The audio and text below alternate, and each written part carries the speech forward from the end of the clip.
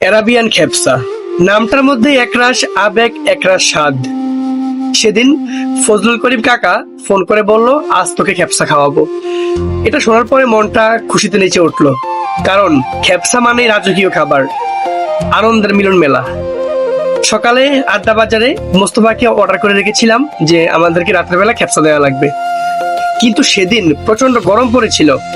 ভাবলাম টিউবওয়েলের ঠান্ডা পানি দিয়ে গোসল করে এসে আরাম করে বসে সন্ধ্যার পরে খাবার খাবো, কিন্তু ভাগ্য যেন একটু দুষ্টুমি করলো। খাবার আসতে বিদ্যুৎ চলে গেল, তবুও পেটে তখন যুদ্ধ শুরু। ক্ষুধার আগুনে আমরা সবাই কাঁপছি। খাবার শুরু করলাম আমি, ফজলু কাকা আর তার দুই ছেলে ফরাদ এবং ফয়সাল। আর একবার খাওয়া শুরু হতেই সব ভুলে গেলাম।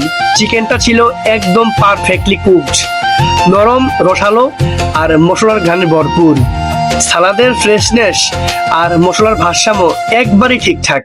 তবে আমার ছোট্ট একটা অভিযোগ আছে, যদি খেপসার রাইসটা বাসমতি চাল দিয়ে হতো তাহলে হয়তো খেপসার আসল যে সৌন্দর্য সেটা খেয়ে মজা পেতাম। তবে খাবারের পরিমাণ যথেষ্ট ছিল আর টেস্টি ছিল পরিপূর্ণ সন্তুষ্টি। আমরা আড্ডাবাসী দামের নয় মানের ভক্ত। আমরা শুধু খাবার খাই না, খাবারের মধ্যে বন্ধুত্ব, আনন্দ আর ভালোবাসা খুঁজি।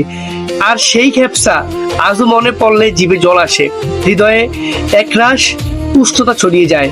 কারণ আমাদের জন্য খাওয়া মানে শুধু ক্ষুধা মেটানো নয়, এটা জীবনের আনন্দ ভাগাভাগি করা। ধন্যবাদ সবাইকে, ভালো থাকবেন সবাই। আর যদি ইচ্ছে হয় তাহলে মোস্তফার কাছ থেকে আপনারা খেপসা খেয়ে দেখতে পারেন। আশা করি আপনারা নিরাশ হবেন না। ধন্যবাদ সবাইকে।